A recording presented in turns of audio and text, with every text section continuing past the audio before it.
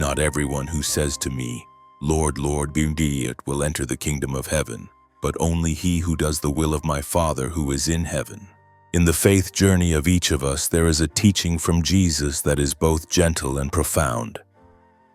Like an intimate sentiment he wants to share with every heart. Not everyone who says to me, Lord, Lord, will enter the kingdom of heaven, but only he who does the will of my Father who is in heaven. This word is not a harsh judgment, but rather a loving invitation. God doesn't just want to hear empty praises on our lips, no matter how fervent they may be. What he truly seeks is the sincere vibration from the depths of our souls, expressed through our very lives. Fulfilling the Father's will is not about doing grandiose, distant things. It can be as simple as a hand extended to help someone in difficulty, a word of comfort to one who is grieving. It is patience with family members, forgiveness for those who have hurt us, and integrity in our daily work. These are the silent flowers of charity, concrete actions that show our faith is alive and breathing. Words may fly away, but an act of love, however small, will remain forever as a testament to the love we have for God and for our neighbors. The journey into the kingdom of heaven is not built with words, but paved with the bricks of good deeds and true love. As St. James once reminded us, faith without works is dead. May each day of our lives be a Lord, Lord, not only with our lips, but with our entire being, so that faith becomes a gentle love song expressed through every act of love. Continuing this warm and intimate line of thought, let us delve deeper into Jesus' teaching, so that our hearts may be touched and transformed. This teaching is not a dry law, but a living path, an endless source of inspiration. Let's consider each philosophy below as a small torch, lit from his very words, illuminating for us the beauty and depth of a faith expressed through action. Before we begin, we kindly invite you to take a moment to subscribe to our channel to help spread this valuable content to your family and friends. We thank you, and now, we invite you to listen. 1. Action is the truest language of faith. Words can be embellished, but actions that come from the heart cannot lie. They are the most vivid proof of what we truly believe. An outstretched hand is worth more than 1,000 eloquent prayers. One afternoon, as Jesus and his apostles were passing through a crowded market, a wealthy, well-dressed man stood in the crowd and prayed loudly, Lord, I offer you all my praises. My heart is always turned toward you. At the same time, an old ragged beggar held out his hand to the man, but the man waved him away so as not to be interrupted.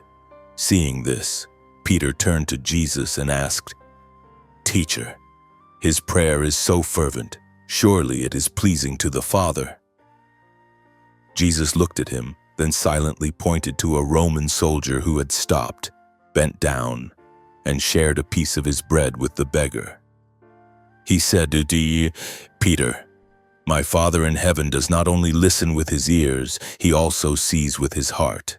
The prayer that the Father heard most clearly this afternoon was not the one shouted in the market, but the sound of a piece of bread being broken and shared. 2. Love is the root, action is the fruit. Action without love is just an empty shell, a tiresome duty. But when action is born from sincere love, it will produce the most beautiful flowers in life. The apostles were arguing among themselves about who had done the most for the teacher. Andrew recounted how he had helped row the boat through many waves. John told of how he had preached tirelessly. Jesus listened in silence, then led them to a garden. He pointed to 2 olive trees, one with lush leaves but no fruit, and a smaller one with branches heavy with fruit. He asked, Which tree brings joy to the gardener? The one that shows off its wide leaves, or the one that quietly offers its sweet fruit? The apostles were silent. Jesus continued, Your works are the same. Do not count how much you have done, but ask how much love you have put into each action. 3. The greatness of faith lies in the small things of everyday life. The kingdom of heaven is not built by magnificent works or extraordinary sacrifices, but is woven from countless acts of kindness, patience, and forgiveness in ordinary life. In a village in Galilee, people were talking about a man who had just donated a large sum of money to renovate the synagogue. They praised him endlessly. At that time, Jesus and his disciples passed by the house of a poor widow. They saw her mending an old, worn-out shirt for her son, softly singing a hymn. She saw an elderly neighbor passing by, poured a bowl of cool water from her only jar, and smiled as she brought it out to offer. John whispered to Jesus, "Teacher, the whole village is talking about that generous man."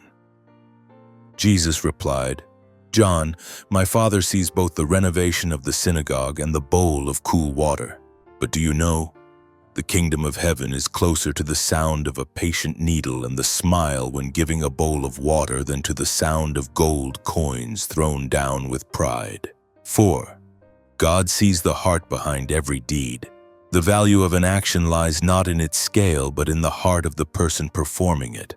A small gift given with all sincerity is more precious than a treasure offered for fame and fortune.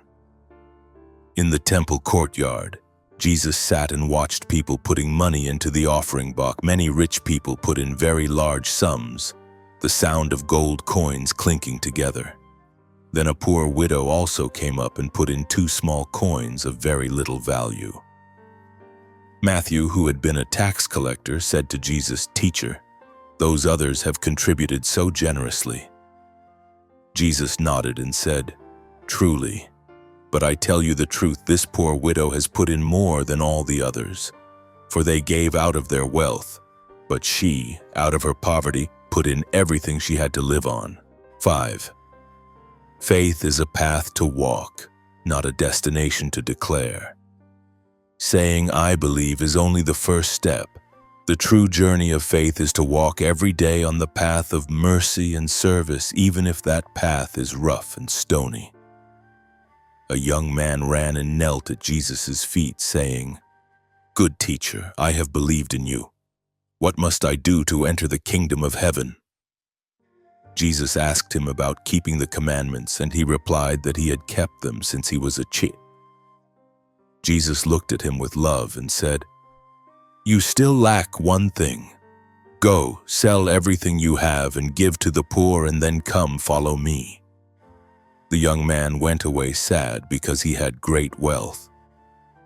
Jesus turned to his disciples and said, "It is easy to declare that you have reached the destination, but it is so difficult to take the first step on the path of renunciation and love." 6. Silent service is the most beautiful prayer. Those who truly do the Father's will often do not seek attention. They serve in silence because their joy comes not from the praise of others, but from knowing they are making the world a better place. After a day of teaching, Jesus and the apostles returned home tired. Everyone sat down to rest, but Jesus quietly took a basin of water and a towel and began to kneel and wash the feet of each disciple. Peter was astonished and refused. "Lord, are you going to wash my feet?" Jesus looked up at him and said, "You do not realize now what I am doing, but later you will understand. You call me teacher and Lord, and rightly so. So if I, your Lord and teacher, have washed your feet, you also should wash one another's feet."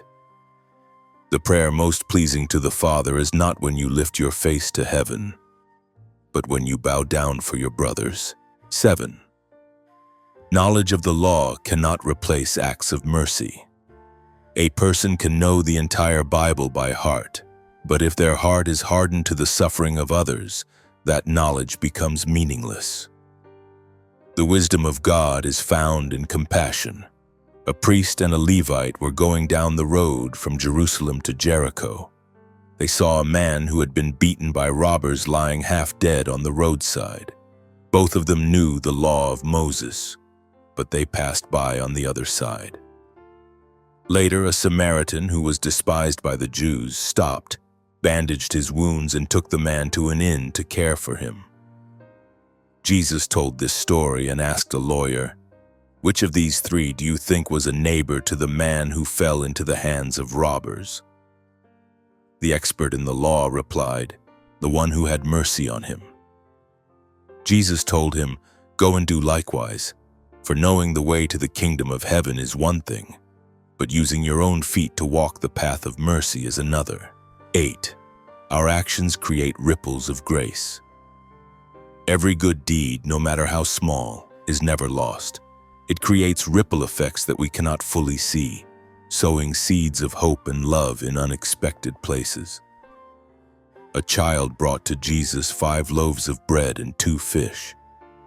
Andrew said to him, "But what are they among so many?" Jesus smiled, took them, gave thanks, and began to break them and give them to the disciples. A miracle happened, and everyone ate and was satisfied. Afterward, Jesus said to the apostle, "Never underestimate a small act given with generosity. In your hands it is only 5 loaves. But when placed in the hands of God with faith, it can feed a nation and create grace that spreads like ripples on a lake." 9. True faith will transform you before it transforms your actions. Doing good deeds mechanically is not the goal.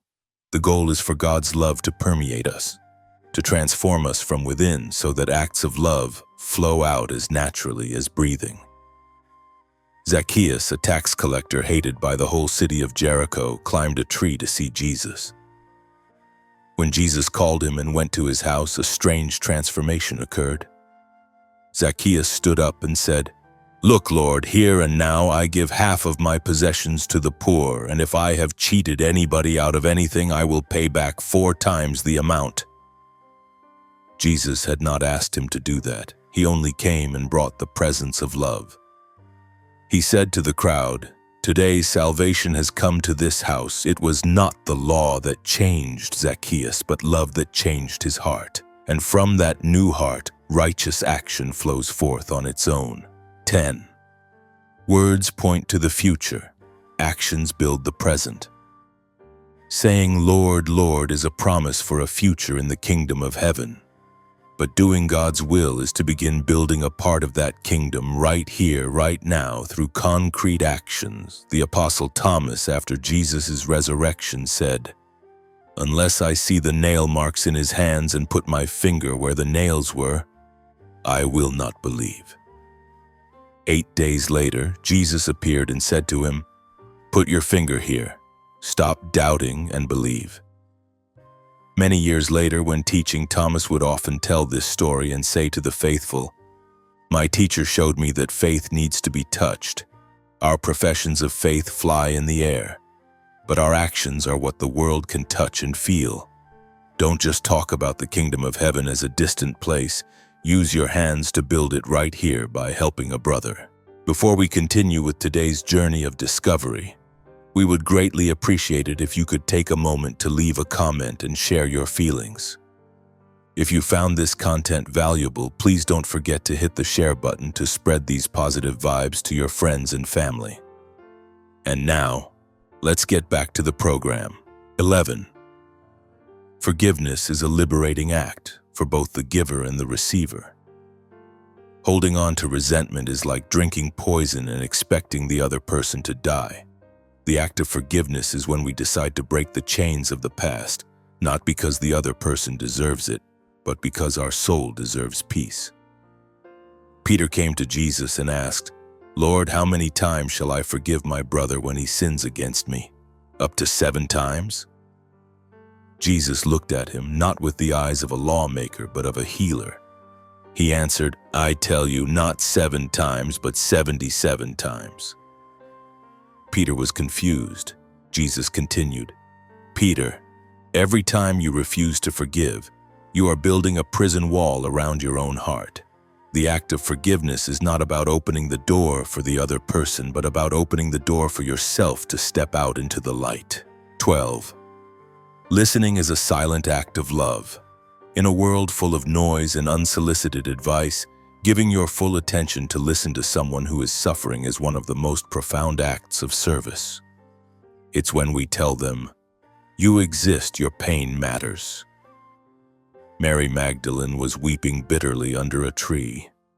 A few disciples passed by. One said, "Don't cry, have faith." Another said, "It will pass." But she continued to cry. A little later, Jesus came. He said nothing, just sat down beside her in silence. A long while later, when her sobs subsided, Jesus gently asked, "Is there anything you want to tell me?" Later, he told his disciples, sometimes to heal a heart, you don't need words but presence. The act of listening with your whole soul is a prayer for another. 13. Courageous action is not the absence of fear, but moving forward despite being full of fear. Faith is not a shield that makes us immune to fear, but a fire that warms us in our trembling. Doing the Father's will sometimes requires us to walk into the darkness, trusting that He is there. On the Sea of Galilee, a great storm arose, and the apostles were terrified while Jesus was asleep. They woke him in desperation. After calming the wind and the waves, he did not rebuke them for being afraid, but for letting fear overwhelm their faith. He said, "Fear is as natural to man as waves are to the sea, but the act of faith is to continue to hold the oars firmly, trusting in the shore even when you can't see it, and knowing that I am still in the boat with you." 14. Joy is an act of resistance against the despair of the world. Choosing to be joyful amidst difficulties is not naivety, but a conscious act. It is a declaration that our hope is greater than our adversity, and that God's light is stronger than any darkness. The disciples saw Jesus still smiling and talking cheerfully with children, even when the Pharisees were trying to harm him. James asked, "Teacher, how can you be joyful amidst so much danger and hatred?" Jesus stroked a child's head and replied, "James, joy does not depend on what happens around us, but on what blossoms within us. A tree does not stop flowering just because winter is coming. The act of choosing joy is how we tell the world that the power of life and love is always greater than death and hatred." 15. Patience is an act of trusting in God's timing. In a world that wants everything instantly, patience is a rebellious act. It is the surrendering of our own control and placing our full trust in the wisdom of the great gardener, who knows exactly when a seed needs to sprout. A farmer came to Jesus and lamented, "Teacher, I have sown the seed of your word in my child's heart, but I don't see it growing."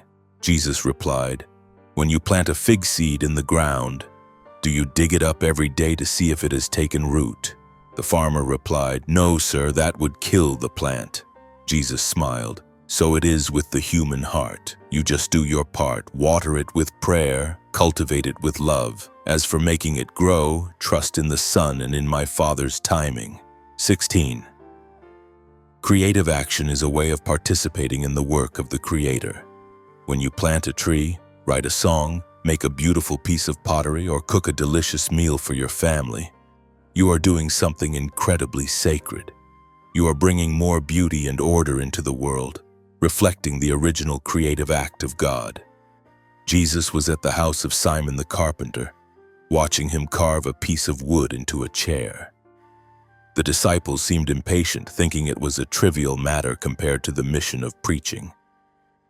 Jesus picked up a wood chip, blew the dust off it, and said, "You see this wood as inanimate, but in the hands of a skilled craftsman it becomes a place for the weary to rest. When you use your hands to create something good and useful from what my Father has given, that is also a way of preaching the gospel without words." 17. Intentional rest is also a sacred act. The body and soul are like a field. They need time to rest to recover and bear fruit. The act of stopping, being still, and reconnecting with God is not laziness, but a necessary action to have the strength to continue serving. After many days of teaching without rest, the disciples looked very tired. Although the crowds continued to come, Jesus said to them, "Come away by yourselves to a quiet place and get some rest." Peter questioned. "But teacher, there are so many people who need us." Jesus replied, "A lamp with no oil cannot shine. The act of filling the lamp with oil is as important as the act of keeping it lit. Rest in the Father so that your light may shine even brighter." 18. Speaking the truth in love is a liberating act.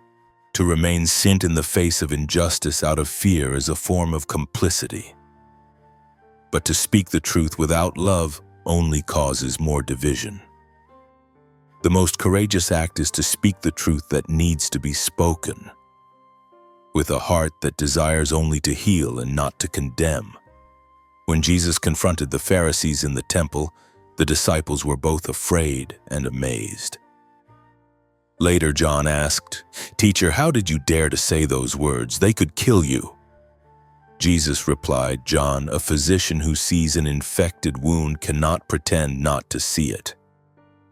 The act of pointing out the wound is the first step to healing. But remember, you must always do it with the hand of a healer, not with the sword of an executioner." 1:9. Hospitality is the act of opening your home for the kingdom of heaven to enter. When you open your door to a stranger, prepare a bed for a traveler, or share a meal, you are not just giving material things.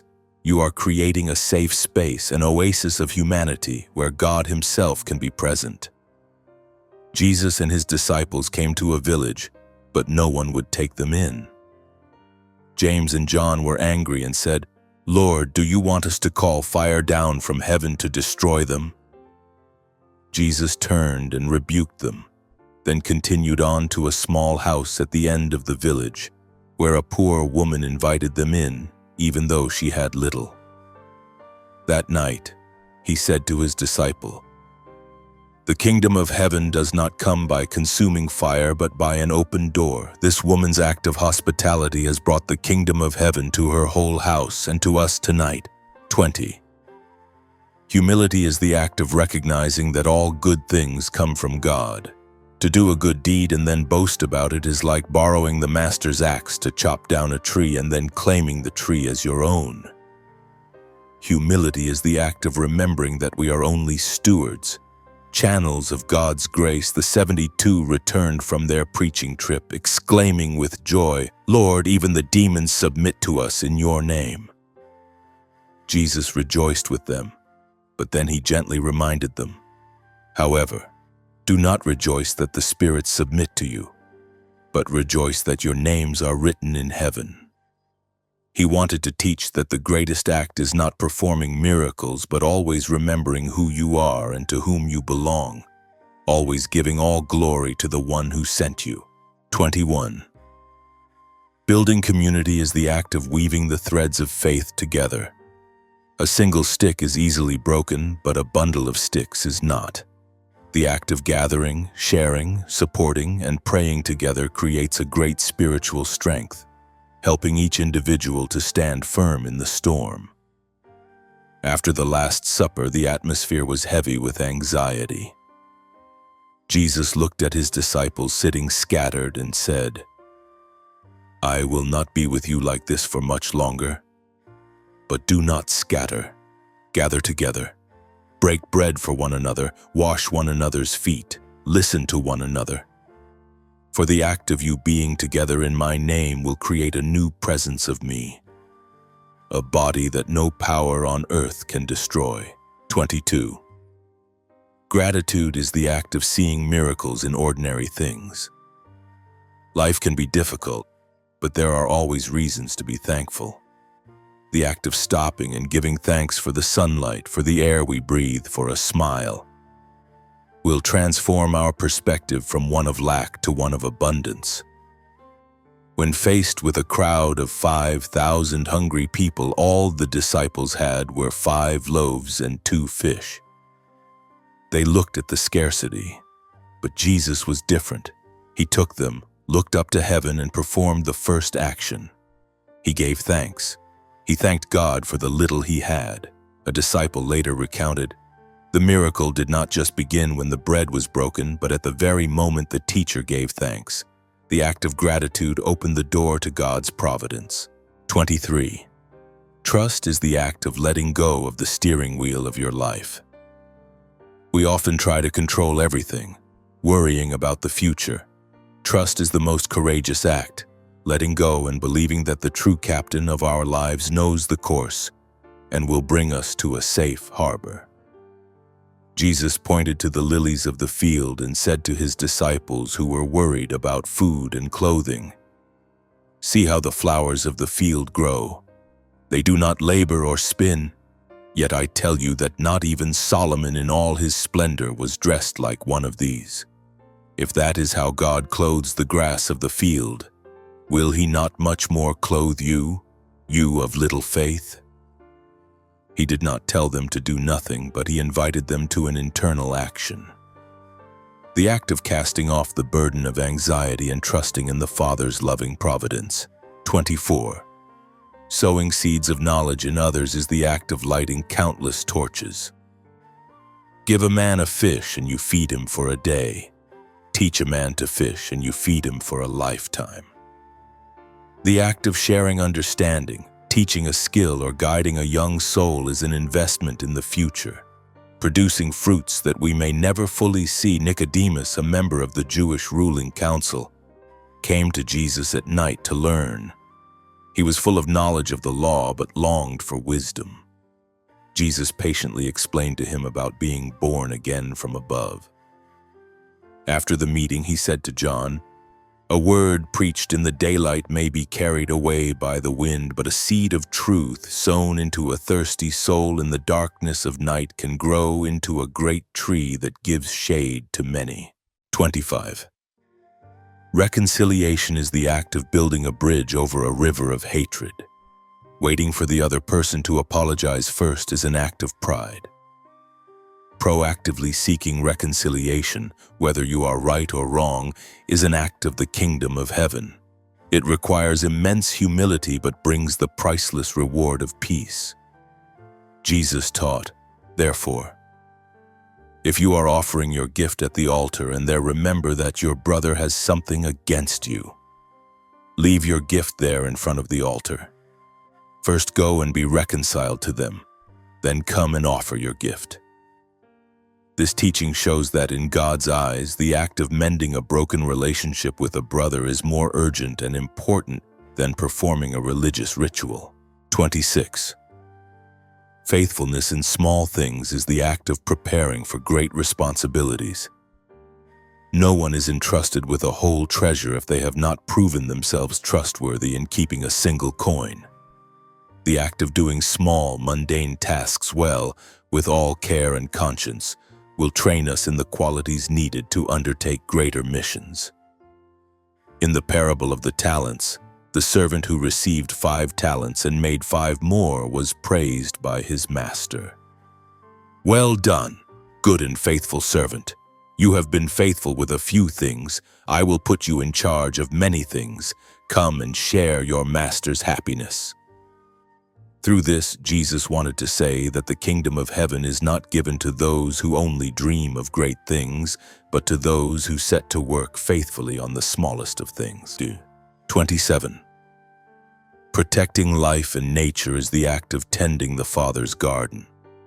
God gave humanity dominion over the earth, not to destroy it, but to care for it. The act of protecting a river, planting a tree, loving an animal, is how we show respect for his creation. When the disciples were picking wildflowers for decoration, Jesus said, "These flowers are beautiful, but their greatest beauty is when they are alive in the field, showing their colors to even the poorest pilgrims and feeding my Father's bees." Admire beauty without needing to possess it. The act of preserving life, even the smallest, is also a song of praise to the giver of life. 28. Hope is an act of lighting a candle instead of cursing the darkness. When faced with hardship and injustice, the easiest reaction is to complain and despair. Hope is a choice, a conscious act. It is the belief that dawn will come, and that each of our kind actions is a ray of light helping to push back the night. On the night before he was arrested, amidst sorrow and betrayal, Jesus still shared bread and wine and spoke of a new covenant. He did not speak of an end, but of a beginning. That act was a declaration of hope. He was teaching his disciples that even in the darkest hour, our actions can sow the seeds for resurrection and the future. 29. Dying to your old self is the ultimate act of faith. Every day we have the opportunity to die a little to our selfishness, pride, and greed, so that the new person, the person of love and service, can grow. This is the most difficult but also the most necessary internal action.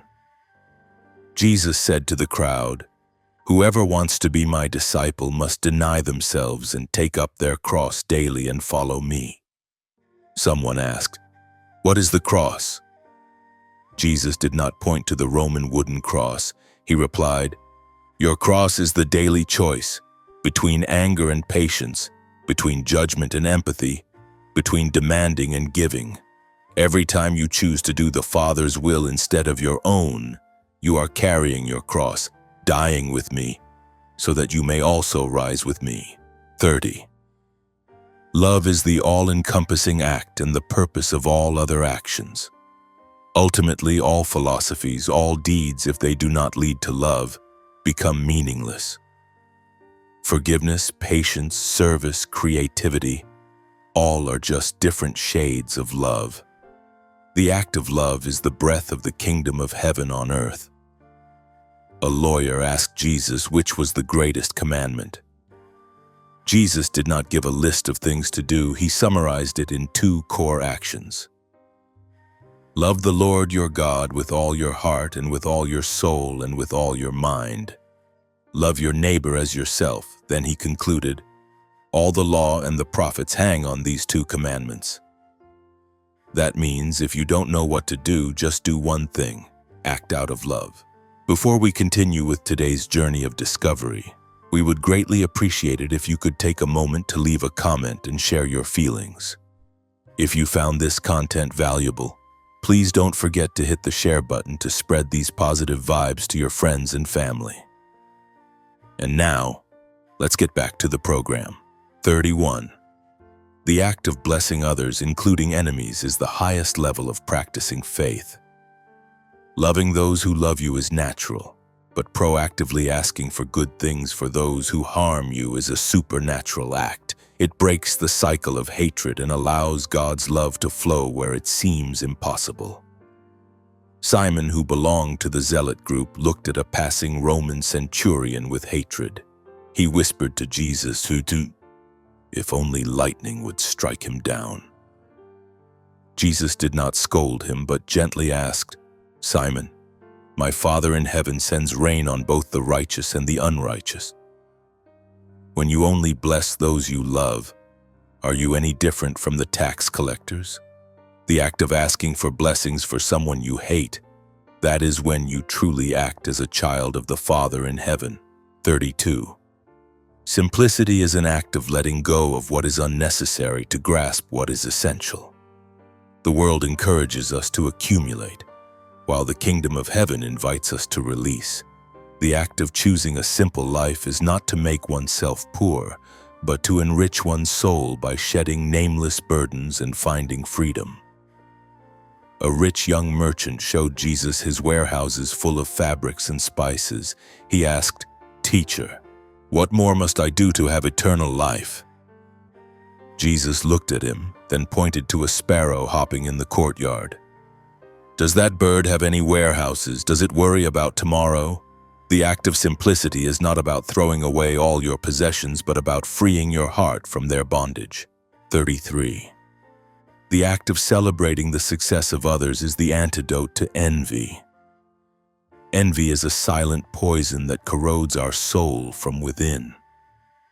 Actively rejoicing in a brother's good fortune is a conscious act that purifies the heart and builds a true community. When the father in the parable of the prodigal son threw a party to celebrate the return of his younger son, the older son became angry and refused to go inside. Jesus told that story and said to his disciples, "The older brother did everything right, but he lacked one most important action, the act of sharing in his father's joy. In the kingdom of heaven, joy is multiplied when it is shared, not when it is compared and measured. 34. Using words to build up rather than tear down is the act of a skilled craftsman. The tongue has no bones, but it can inflict deeper wounds than a sword. The act of choosing kind, encouraging, and healing words is how we participate in God's work of building up people and communities. The disciples were arguing heatedly about an issue. The words grew harsher.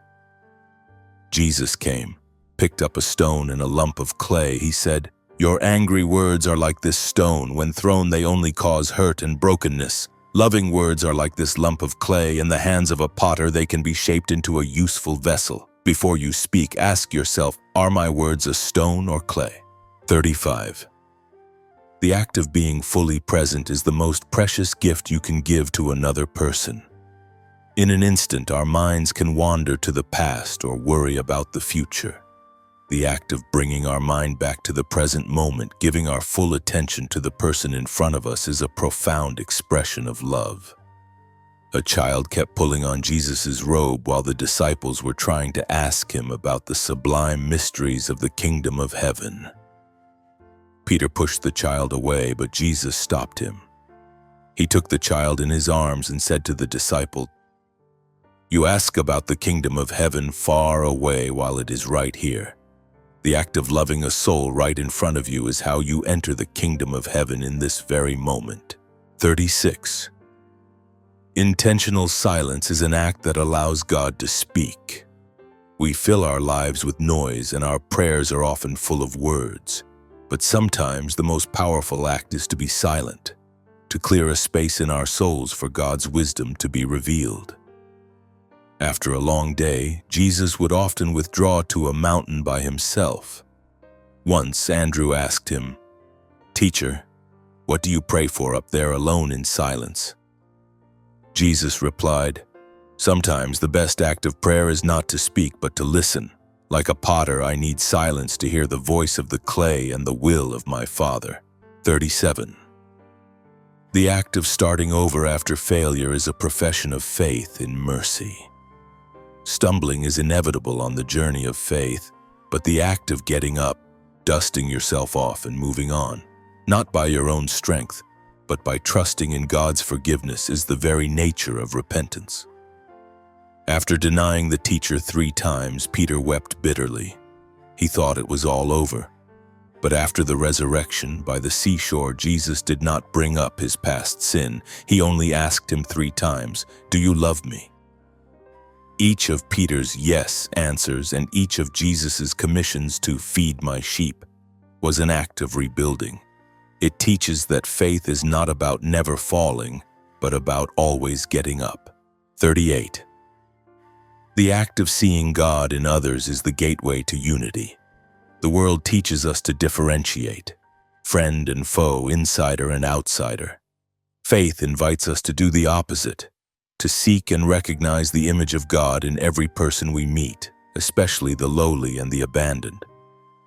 In the parable of the final judgment, the king says to the righteous, "For I was hungry and you gave me something to eat. I was thirsty and you gave me something to drink. I was a stranger and you invited me in."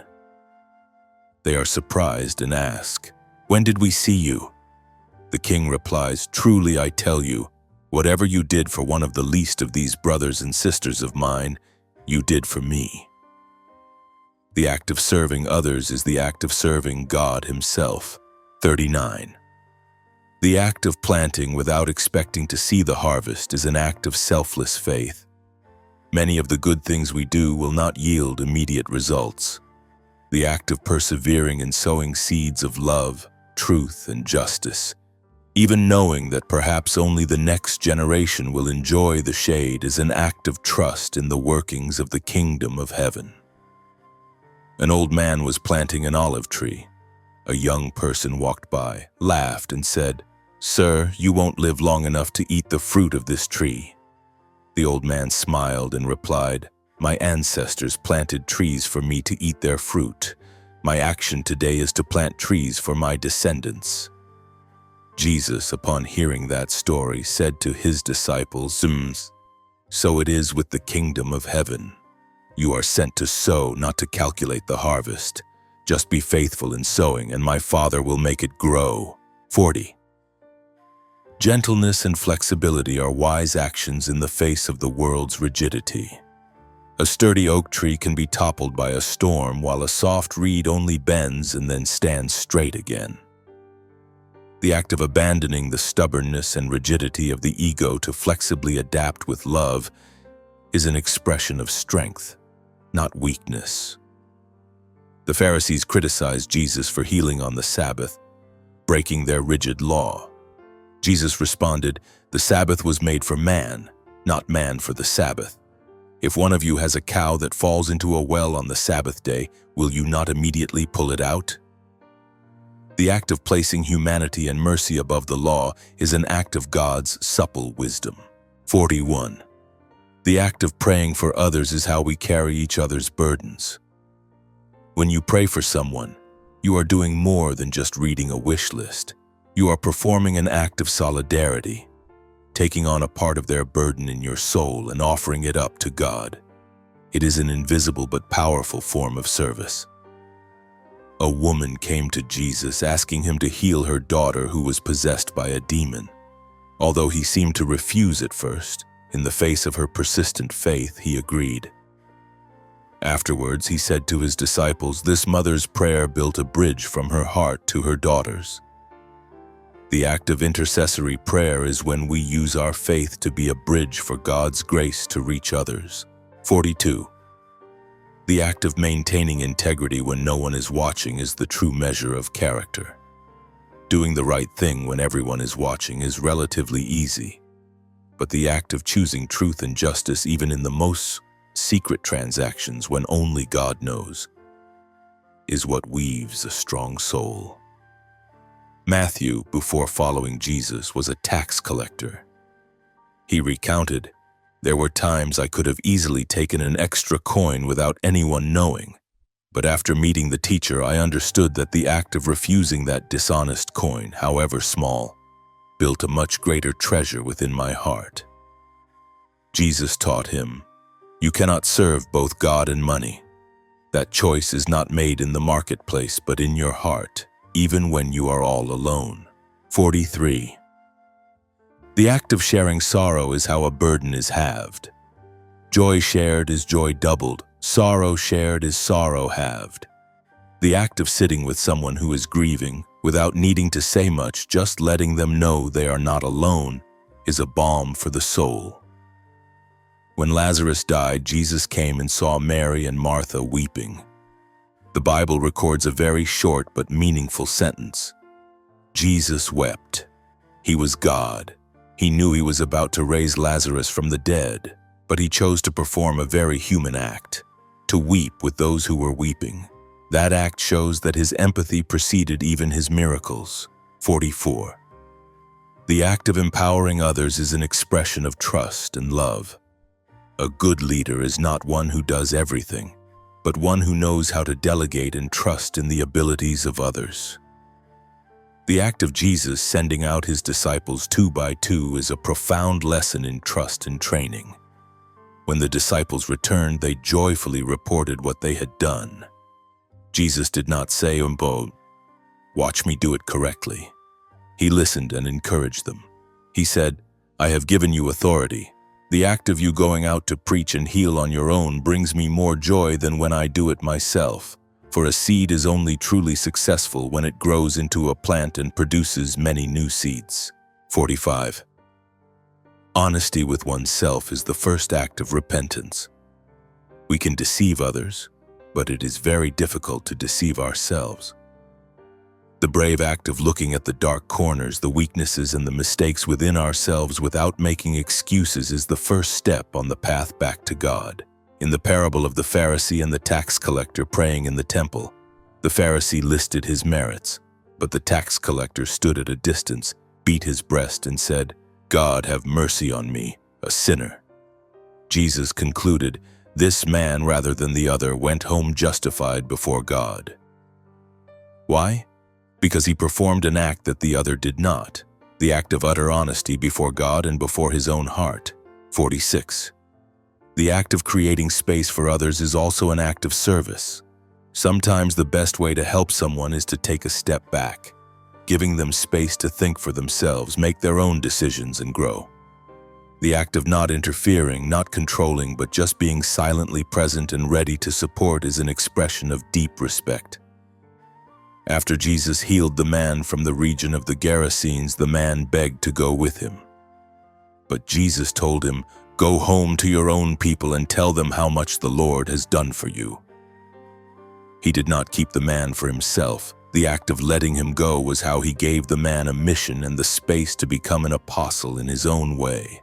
47. The act of preserving good memories and traditions is a way of honoring our roots. Faith is not born from a vacuum. It is passed down through generations. The act of telling the stories of our ancestors, celebrating memorial rituals, and living by the values that have been handed down is how we keep the flame of faith from ever dying out. At the Last Supper, Jesus took bread and wine, celebrating a very old Jewish ritual. But he gave it a new meaning and instructed, "Do this in remembrance of me." This act of doing and remembering has become the center of Christian life, a bridge connecting the past, present, and future. 48. Ceaseless curiosity and learning are acts of a humble soul. A person who thinks they know everything will never learn anything new. The act of asking questions, seeking understanding, and being willing to change one's perspective when faced with new truth is a sign of a vibrant and humble soul. The disciples constantly asked Jesus questions, sometimes very naive ones, but he rarely dismissed them. He used their questions as opportunities to teach. When the disciples asked, "Who then is the greatest in the kingdom of heaven?" he did not scold them for their pride, but he performed an action. He placed a little child among them and began a new lesson. 49. The act of completing a task once begun is an expression of maturity and responsibility. The world is full of good ideas and unfinished projects. The kingdom of heaven is built by those who have not only initial enthusiasm but also the perseverance to see things through to the end. The act of persistently completing a task, however small, is a victory of the will. On the cross, just before taking his last breath, Jesus uttered one of his final words, "It is finished." That statement was not a cry of despair, but the declaration of a master craftsman who had completed the work the Father had given him. It teaches us that beginnings require faith, but completion requires faithfulness. 50. Finally, the act of living each day as a thank you is the essence of faith. If we truly believe that everything we have, from our breath and life to our very salvation, is a gift, then the only natural response is a life lived as an endless thank you. Every kind deed, every loving word, every moment of service becomes a note in the symphony of thanksgiving offered to God. When only one of the 10 lepers returned to give thanks, Jesus asked, "Were not all 10 cleansed? Where are the other 9? He was not sad because of their ingratitude, but he pitied the other 9 for the opportunity they had missed. They had received physical healing, but the one who returned received something greater, complete salvation. For his act of thanksgiving completed the miracle and reconnected him to the very source of all blessings. Before we continue with today's journey of discovery, we would greatly appreciate it if you could take a moment to leave a comment and share your feelings. If you found this content valuable, please don't forget to hit the share button to spread these positive vibes to your friends and family. And now, let's get back to the program. 51. The act of discernment is the soul's compass, helping us find God's will among myriad choices. Life is not always about choosing between right and wrong. Often it is about choosing between good and better, between our own will and God's will. The act of pausing, praying, and listening to the Holy Spirit's promptings to discern is the core action to avoid straying from the path. After 40 days in the desert, a disciple asked Jesus, "Teacher, the devil tempted you to turn stones into bread. Wouldn't that be a good thing to save the hungry?" Jesus replied, "That may seem like a good thing, but it was not what the Father wanted me to do at that time.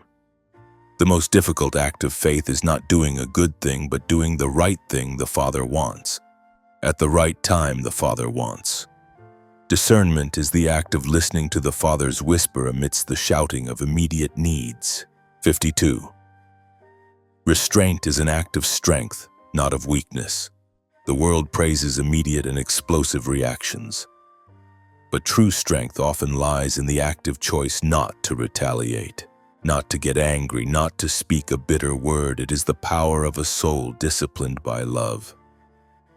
When Jesus was arrested in the Garden of Gethsemane, Peter drew his sword and cut off a man's ear. Jesus immediately healed the man and said to Peter, "Put your sword back in its place."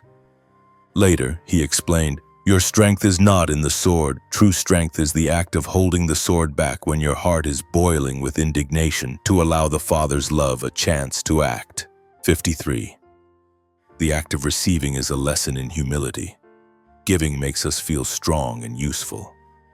But opening our hearts to receive help, advice, or a gift from others requires us to acknowledge our own weakness and need. It is a necessary act to build true brotherhood. Veronica bravely wiped Jesus' face on the way to Calvary. He did not refuse. Jesus the Almighty chose to perform a humble act, to receive good from a creature. He teaches us that in the kingdom of heaven, the act of giving and the act of gratefully receiving are of equal value, for both break down the wall of the ego. 54. The act of seeing potential is how we participate in God's creative work. The world often labels and judges people based on their past. Faith invites us to an act of hope, to look at a person and see not just who they are, but the wonderful person they can become in God's grace. When Jesus called Matthew a despised tax collector, the other disciples were very surprised. They only saw a sinner. But Jesus saw a future evangelist. He said to them, "A potter does not discard clay just because it is dirty. He sees the precious vessel hidden within. The act of looking at a person through my Father's eyes is how you help them recognize the beauty they themselves have forgotten." 55. Playfulness and laughter are holy acts, bringing a taste of the kingdom of heaven. Faith is not always solemn and heavy. Clear laughter and innocent play are acts of resistance against the gloom of sin. They are signs of a free soul that trusts in the love of God the Father. People saw Jesus often playing with children, letting them climb into his lap and telling them stories. A displeased Pharisee said, "Should a rabbi behave like that?" Jesus smiled and replied, "Do you think the kingdom of heaven is full of frowning faces and mournful prayers? I tell you, the laughter of a child is closer to the kingdom of heaven than 1,000 sacrifices offered without joy." The act of bringing laughter to others is also a service. 56. The act of repairing what is broken is an expression of mercy. The world has a tendency to throw away what is broken. A fractured relationship, a fallen person, a worn-out object. The kingdom of heaven has a culture of restoration. The act of patiently mending, repairing, and making things new is a work that bears the mark of God. Simon Peter was a fisherman. He spent much time mending his torn nets. Jesus watched him and said to the other disciples, "Look at Simon. He doesn't throw away the net just because of a few tears. He patiently mends it so it can continue to bring in fish." So it is with the human soul. The act of healing a broken relationship or lifting up a fallen brother is like mending a net. It is the work of fishers of men for the kingdom of heaven. 57. Asking sincere questions is an act of an intellect seeking faith. Blind faith is not strong faith. Strong faith is not afraid to ask questions.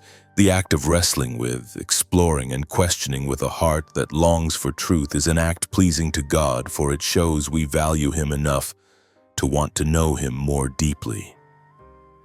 The Apostle Thomas said, "Unless I see I will not believe. Jesus did not rebuke him for his doubt, but he met his longing. The act of showing Thomas his wounds is a lesson. God does not demand a faith devoid of reason. He invites a faith that dares to ask questions and is willing to be convinced by love. 58. The act of maintaining inner peace amid storms is a silent witness.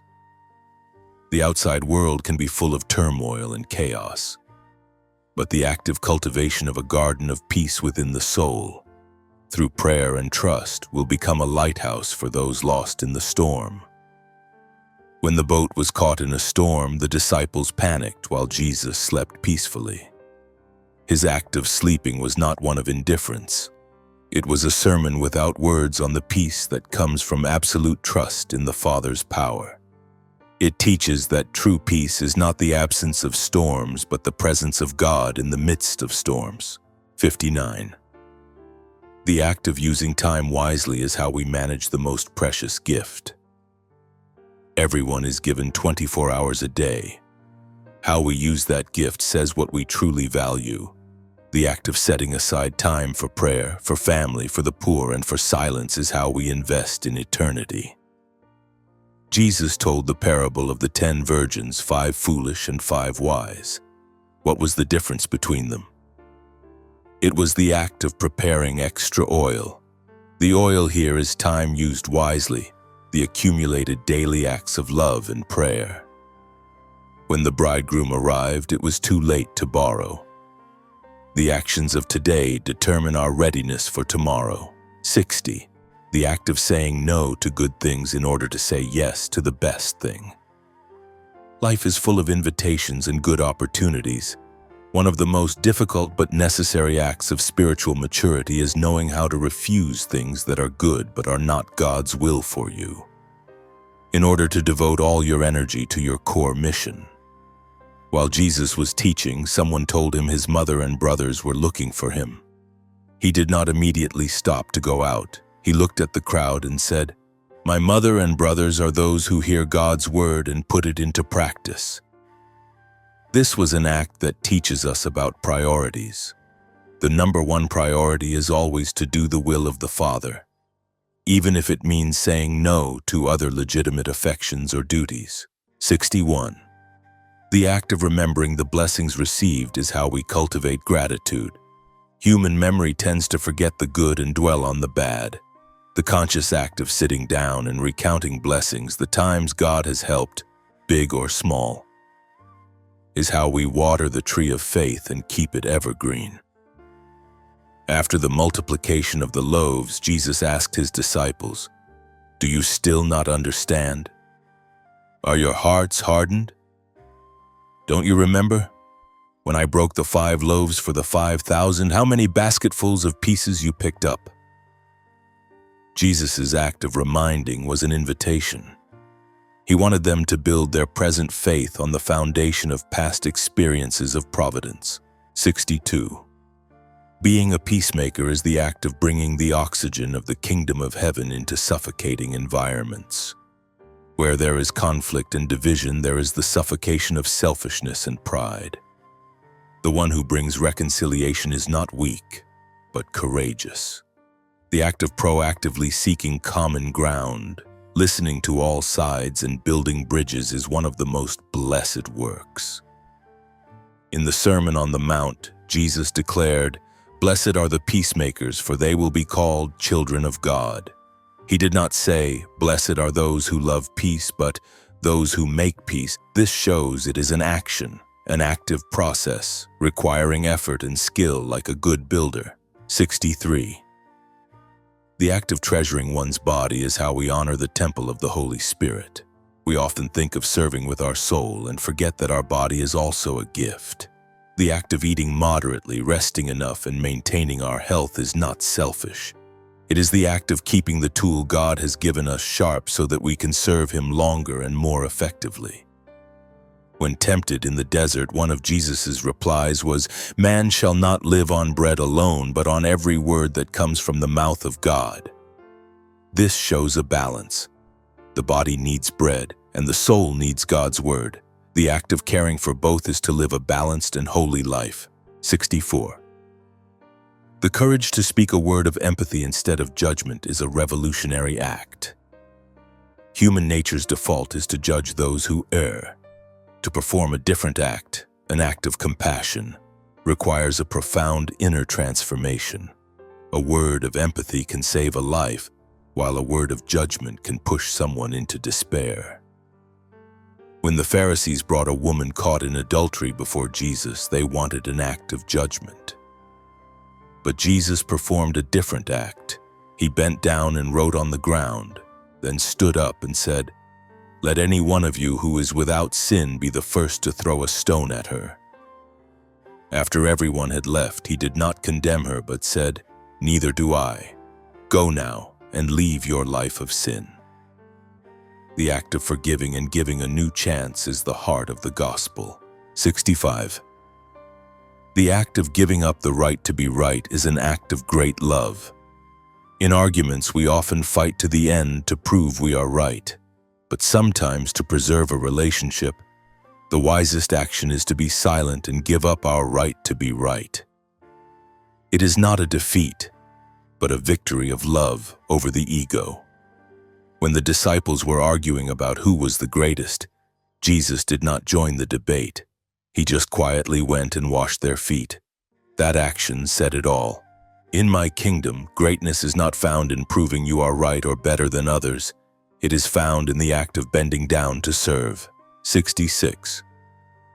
The act of planting a good idea in someone else's mind is a form of spiritual gardening. You may not be able to change the world, but you can plant a word of encouragement, an idea of forgiveness, a spark of hope in one person's mind. That act is like planting a small seed. You don't know when it will sprout, but it has the potential to grow into a great tree. Most of Jesus' teachings were in the form of parables. He didn't give commands. He told stories and planted images in the minds of his listeners. The sower, the mustard seed, the pearl of great price.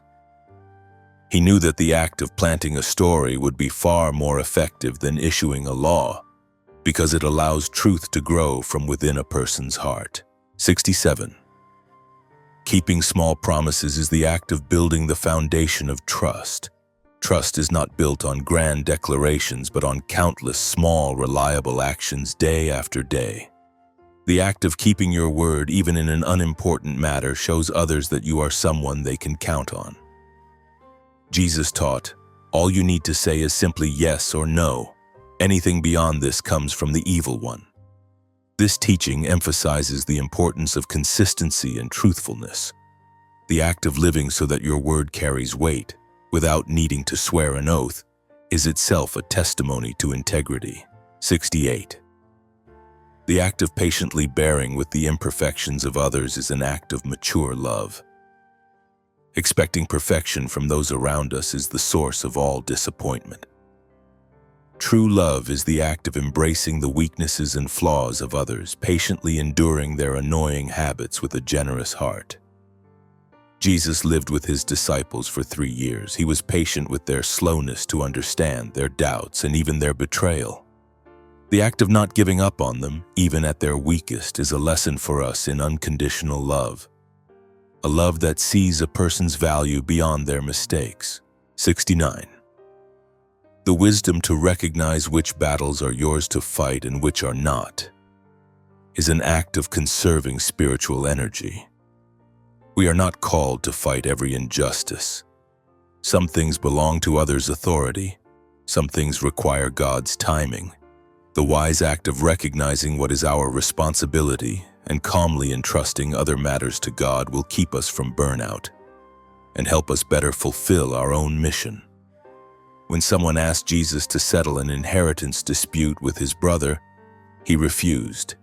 He replied, "Man, who appointed me a judge or an arbiter between you?" This act of refusing to intervene was not irresponsibility. It was a lesson in focus. His mission was much greater than resolving civil disputes. 70. Ultimately, the act of turning one's whole life into a prayer is the ultimate goal of a disciple. prayer is not confined to a church or to moments on our knees. It can be the act of sweeping the floor with gratitude, the act of listening to a friend with full attention, the act of working with integrity.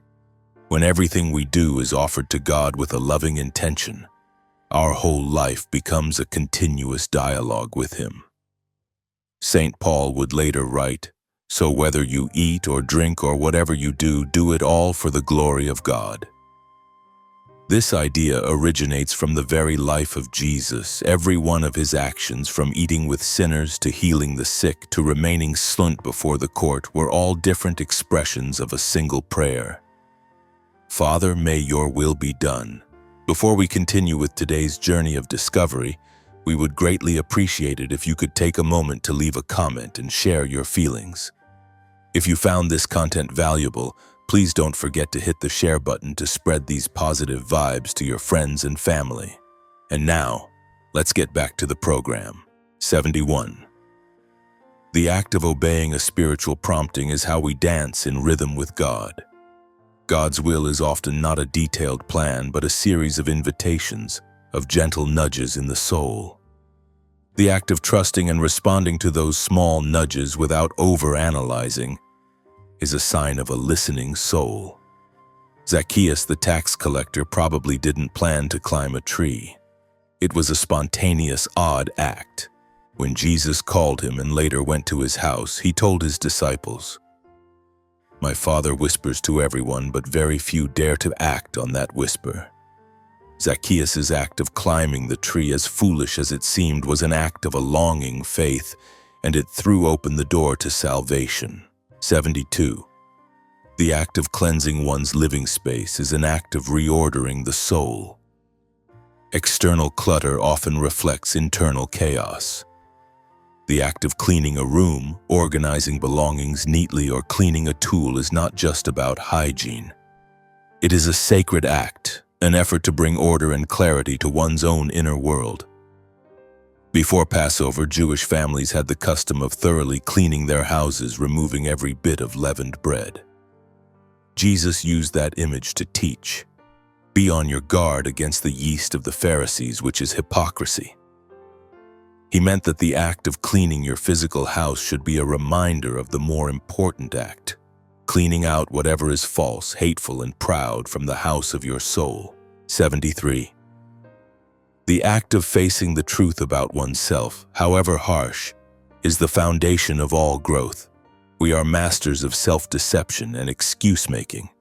The courageous act of sitting down and looking squarely at our selfish motives, our fears, and our failures without running away is the act of plowing the soil of our soul so that the seed of grace can grow. When Jesus told Peter he would deny Him 3 times, Peter vehemently objected. He couldn't face the truth of his own weakness. Only after the rooster crowed did the act of remembering the word the Lord had spoken and going outside and weeping bitterly truly begin his path of transformation. Brokenness in honesty is the beginning of holiness. 74. The act of protecting the dignity of others, especially in their absence, is an expression of loyalty. Speaking ill of someone behind their back is one of the easiest and most toxic actions.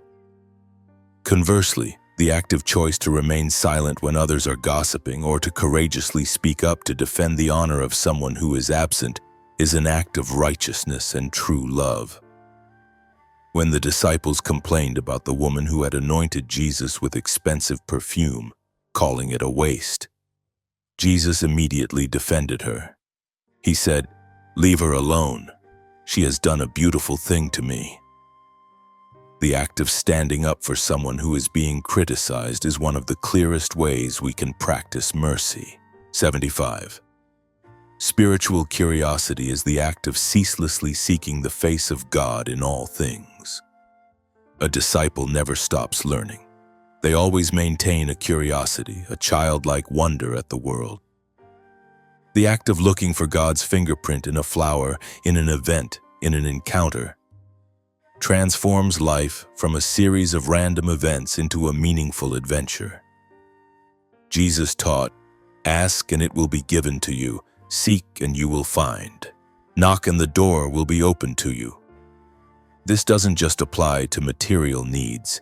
It is an invitation to continuous action.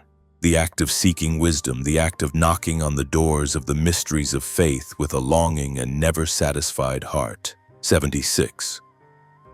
The act of accepting a limitation or a thorn in the flesh is a lesson in surrender. We always want to eliminate all weaknesses and imperfections.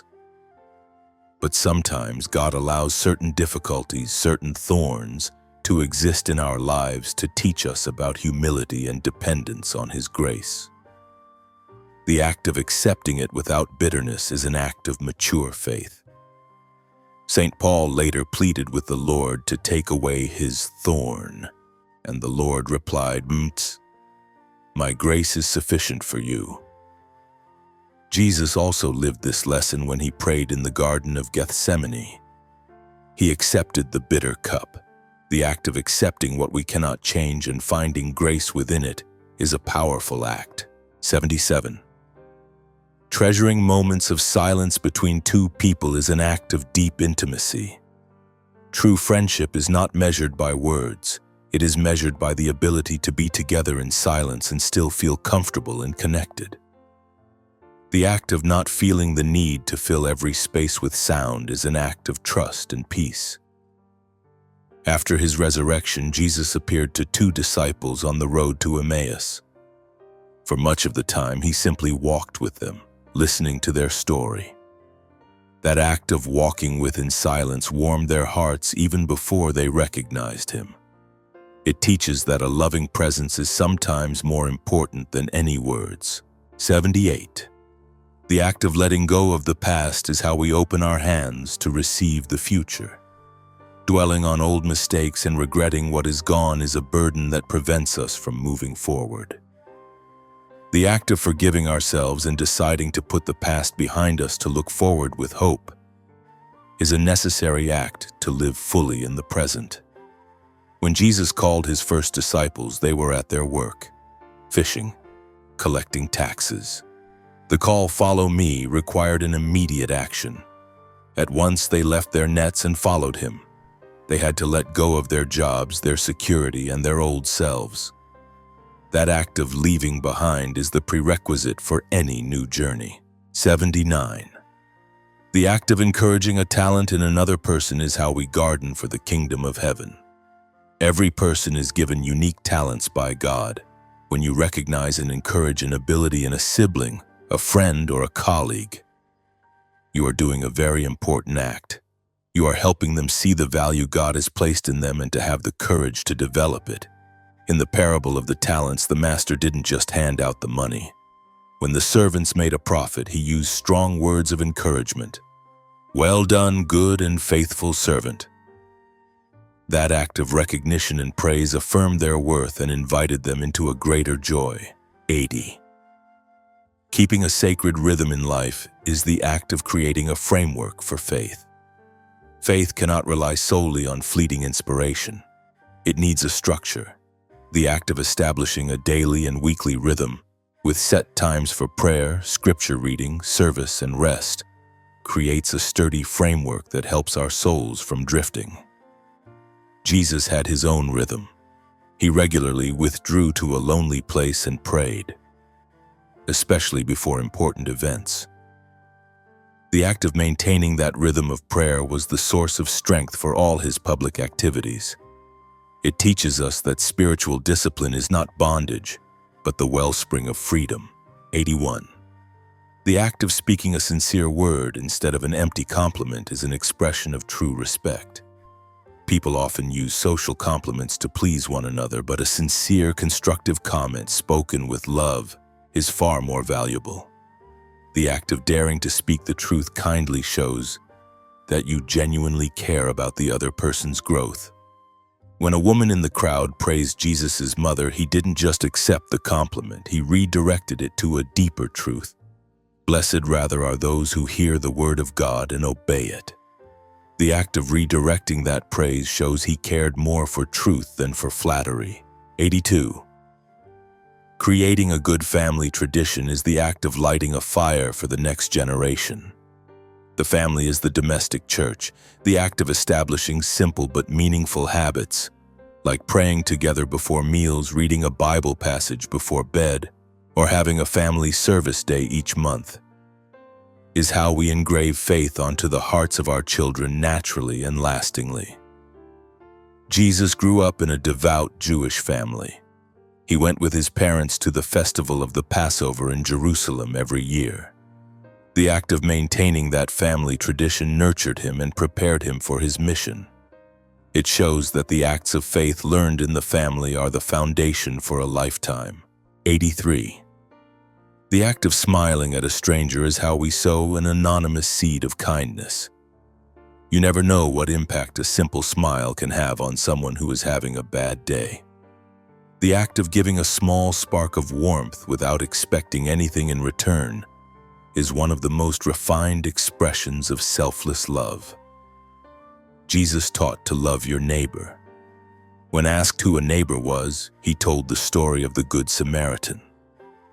That Samaritan performed great actions. But perhaps the very first act of mercy was a compassionate gaze, a facial expression that showed concern instead of disgust or indifference.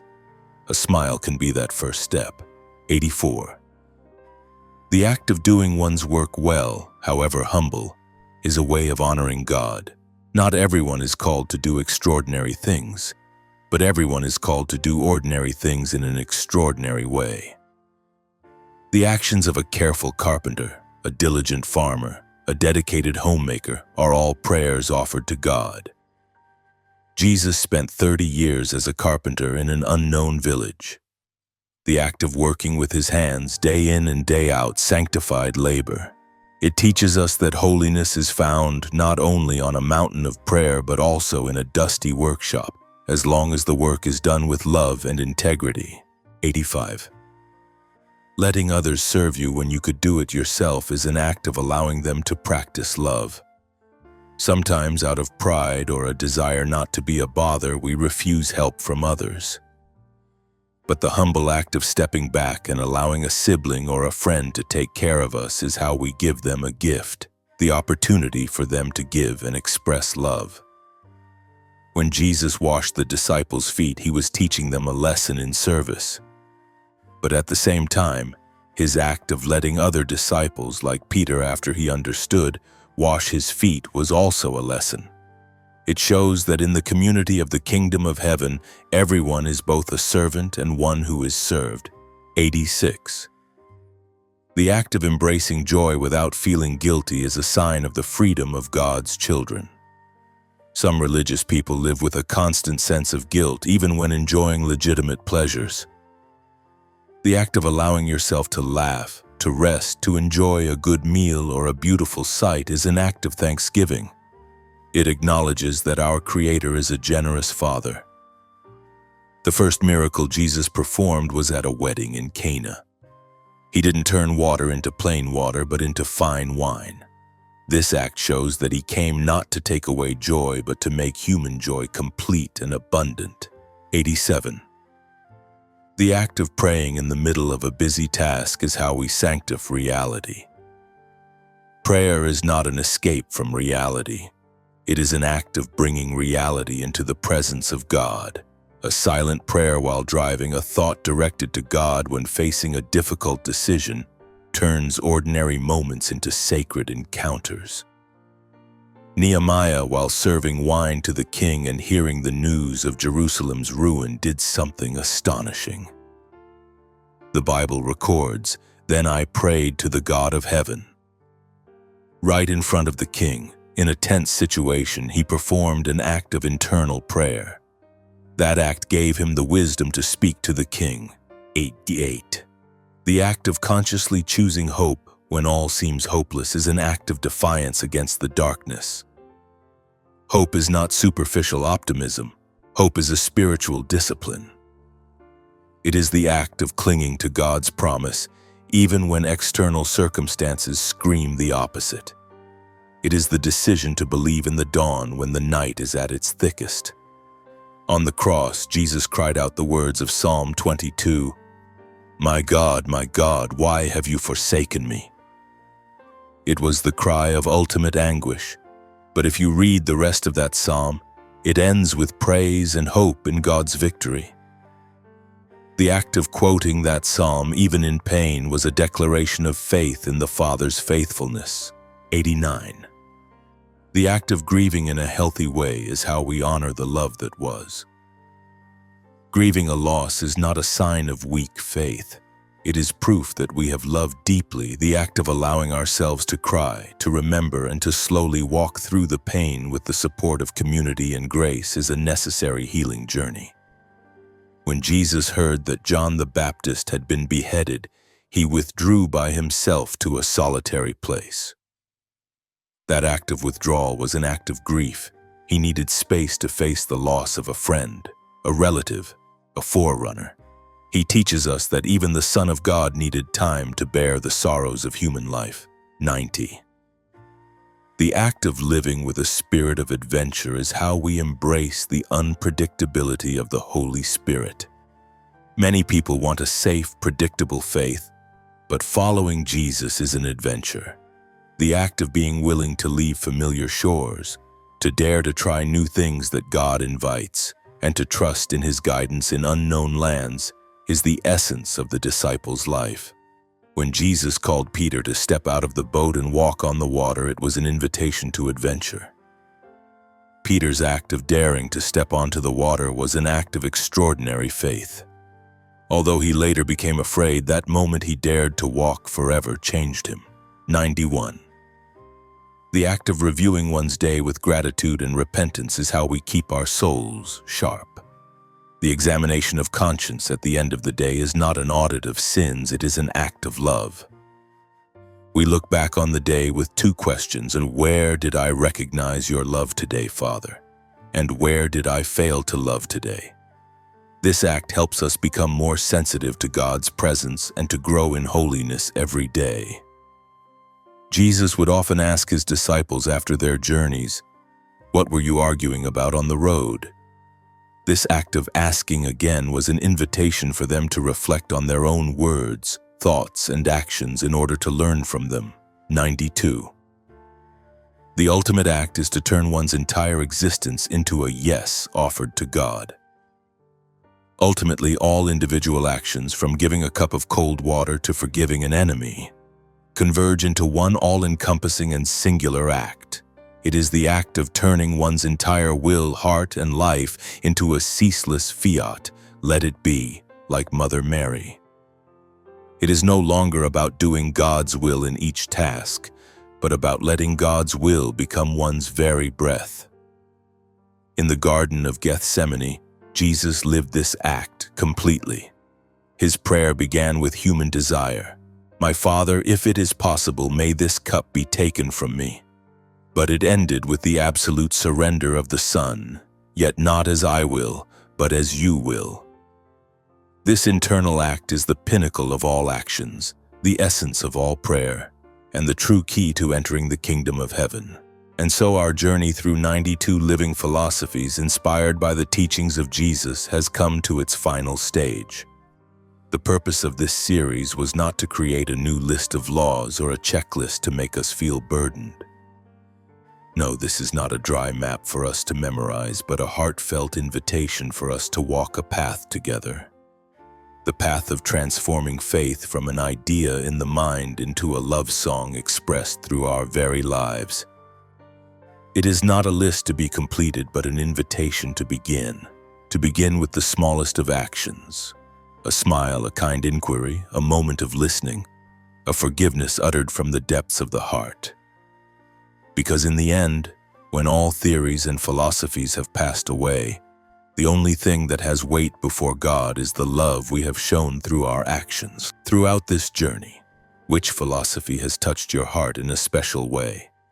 What invitation do you feel the Lord has extended specifically to you in this season of your life? Please do not hesitate to share your feelings and reflections in the comments section below, so that our community can support and learn from one another. If you have felt enlightened and at peace through this series, please give Jesus and me a like to support us. And share this program with souls who need to hear it. And most importantly, If you are not yet a member of our family, please click the subscribe button for Jesus and Me, as well as the notification bell, so we can continue to walk together on many other meaningful spiritual journeys in the future. Jesus and Me sincerely thanks you for listening and for your companionship throughout this series. May every step we take, whether big or small, become an act of love, a living prayer offered to God. May His peace and grace be with you always. Farewell, and see you in the next programs, in the next programs, in the next programs, in the next programs, in the next programs, in the next programs, in the next programs, in the next programs, in the next programs.